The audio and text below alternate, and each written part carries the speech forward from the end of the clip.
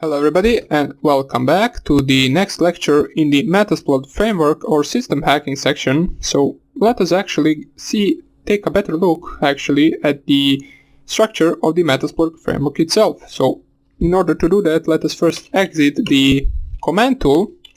Let me clear the screen. And the first thing you want to know is where are all the modules, encoders, payloads, exploits actually stored.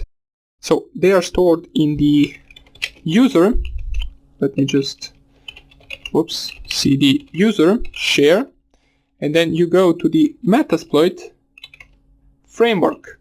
Once you change the directory to that, you can just type here ls and you will see a bunch of these files, and I will show you what are the more important ones and the ones that we will use. Now let's see first of all. So the first one is the MSF console. Let me just find it, which is right here. We used it in the previous video. It is used as a program to run the console itself and actually perform the attacks. Now, one of the also important ones is the MSF Venom. Now, this program we will use in order to create our payloads, our interpreter shells and backdoors. So we do that with this command like right here, and also you can update your MetaSploit framework with the MSF update command. Most of the others are not so important at the moment. Now, if you want, it's good to know that the MetaSploit framework and all of the exploits are written in Ruby, which is a programming language similar to Python. So if you know that language, it is also a plus. Now, in order for you to find all of the exploits and payloads, you need to go to the modules directory.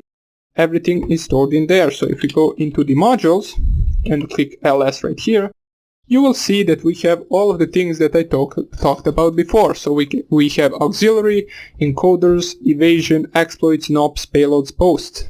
Now let's explain all of those in detail. So exploits, as we said before, they're basically used to target a vulnerable software running on a remote machine. So let's actually change our directory to exploits and cd exploits and type here ls. You will notice that you have a different exploits for different types of operating systems and different types of platforms. So for example, you have Linux, Windows, Unix, Solaris, Android, Apple exploits, so also browser exploits, as we see Firefox. There are a bunch of these separated directories for different types of exploits. So let's actually try to find the exploit that I talked about in the previous video, the one for the Windows 7 and Windows 8 machine, I believe, which is the Eternal Blue exploit from 2017. It is a Windows exploit. So we go to the Windows and we type here ls. There is a future division between all of these exploits, as we can see right here. Some of them are mostly divided by the port number or the service that they are running on a certain port. For example, we can see HTTP, it is running on port 80.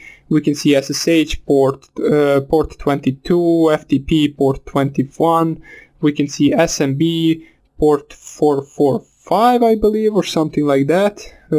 So let us go to the SMB, since there is the Eternal Blue exploit. If you type here ls, you will see a bunch of these different exploits used for the SMB. Now here it is, the Eternal Blue Windows 8.py exploit. We also have the regular Eternal Blue exploit, and all of these are .rp, which basically stands that they are Ruby files and the Ruby exploits, or exploits just written in Ruby, as I said before. So if you wanted to, you could actually nano some of them in order to see how they look like. So MS17, let's see how does Eternal Blue look like. So .rb, and we can see the code of the exploit itself. So it is written in Ruby, as I said.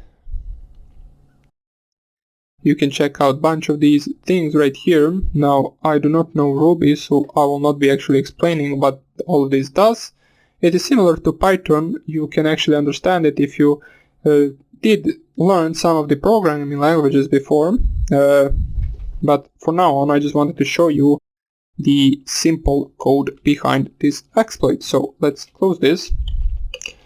Now let's actually go back to the modules. So we change our directory back to the modules, and let's talk about, for example, the payload section. So for the payloads directory, let's change first of all the directory to payloads and type here ls in order to see what we have. And here we have different types of payloads. As I said before, those are files that we send to victim, for example backdoors. Now as we can see, there are three types right here: singles, stagers, and stages. Now singles are basically used to, they are smaller payloads, and they're used to actually perform only one action. Stagers right here, they can be used to deliver another payloads, and the stages are some of the larger exploits, or not exploits, some of the larger payloads, pardon me. For example, the interpreter shell that we will use in most of our attacks. Now, what is a interpreter shell? That is basically a shell with a bunch of different options that we can use after we exploit the remote system. So we can actually screenshot the desktop, we can run a keylogger, we can bypass antiviruses, we can do a bunch of these stuffs with the Meterpreter reverse shell. So it gives us a bunch of options to use.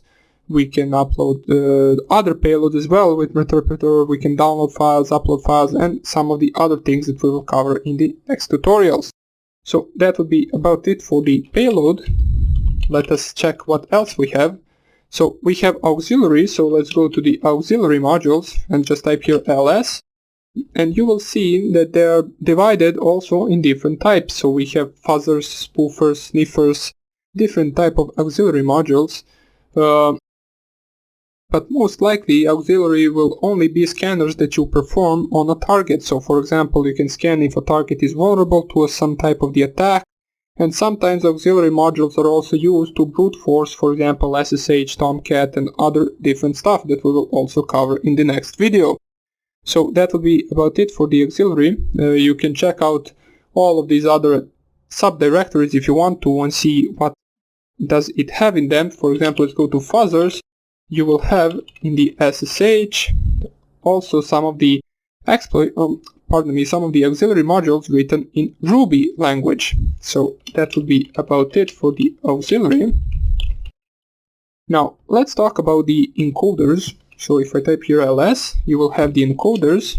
Let's go to that directory, type here ls once again, and these are the encoders for different types of machines. So encoders are mostly used to bypass antiviruses. Now you can change how the code looks with the encoder, or you can scramble the code and then the antivirus database can't recognize it actually. Now how the antivirus databases work, or basically how does most of the antivirus work, is they have a huge database where they have all of the known exploits, all of the known viruses, trojans, and malware basically that they have in their database. And once you run some of the program on your PC, which is a malware, and it is also known to that database, your antivirus will prevent it from running and it will delete it. But if you, for example, change the code a little bit and scramble the code, or even better, write the malware yourself, then most likely most of the antivirus won't be able to detect it, since it is firstly time that they see a code like that, and that code is not in their database, so therefore they cannot really detect that code. And they let it as a normal program and not as a malware. That's why coding your own malware is a big advantage.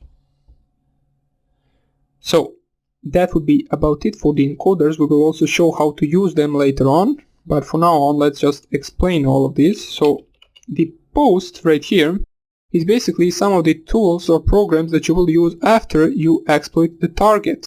For example, you send Meterpreter, which is a reverse shell that we will use. You can upload from the Meterpreter other post-exploitation programs that you can use to gather, for example, passwords gathering, or basically any other information gathering you want. You can gather, for example, cookies if you want to from the certain browser.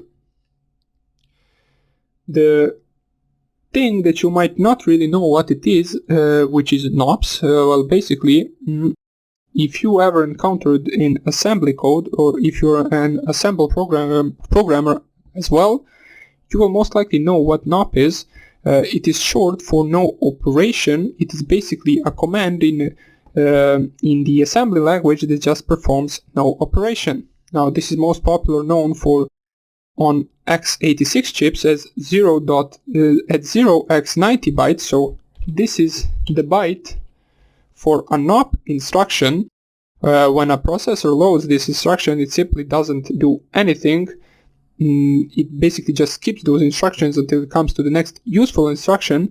It just does nothing for one cycle and then advances the register to the next instruction. Now, why are these NOPs useful? Well, basically, the NOPs keep the payload size consistent. The practical importance of this has to do with writing instruction jumps. Now, if you do not know what instruction jumps, it doesn't really matter that much, but jumps can either be relative or absolute jumps. For basically, if you move data around at all with an absolute jump, you must recode any references to it. If you move one instruction around relative to another, you must also recode the relative jump. Putting NOPs basically simplifies the problem, because a jump that lands anywhere in a series of NOPs will continue on the first executable instruction and prevent the processor from reading an invalid code that could stop execution and crash the software. So basically, from all of this, you just need to remember that NOPs is an instruction which is referred to as a byte 0 or as a byte 90, and basically it doesn't do anything. So that's what you need to know. We will probably use it later on in some other section, but for now on, this would be enough for you to understand the basic structure of the MetaSploit framework, and in the next lectures we will actually start covering some of these scanners and exploits that we can use on our vulnerable targets. So that would be it for this tutorial, and I hope I see you in the next one. Bye!